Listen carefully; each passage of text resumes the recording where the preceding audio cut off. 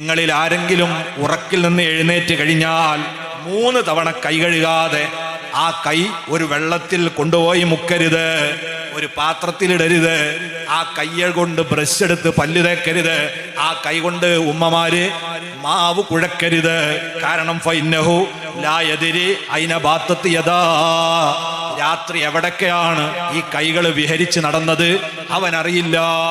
അതാ നബി തങ്ങൾ പറഞ്ഞു. രാവിലെ ഇറങ്ങിയാൽ ആദ്യം 3 വട്ടം കൈ. നമ്മളൊക്കെ ശ്രദ്ധിക്കണ്ട, നമ്മൾ ആദ്യം ബ്രഷ് എടുക്കും. ബ്രഷിനെ വെക്കൽ എങ്ങനെയാണ്? എല്ലാം കൂടി ഒരു പാട്ടേല.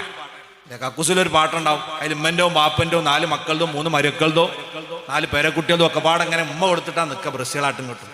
ഒരാൾക്ക് മോണവീക്കം, മറ്റാൾക്ക് പല്ല് കുത്ത്, മറ്റാൾക്ക് തൊണ്ടവേദന, നീരുകെട്ട്, ഇതൊക്കെ ആട്ടും കൊണ്ട് കൈമാറാം ഒന്നിച്ചു വെച്ചാൽ. എന്നിട്ട് അതെടുത്ത് കൈയകാതെ പല്ലും തേച്ചാൽ നല്ല റാഹത്തുണ്ട്.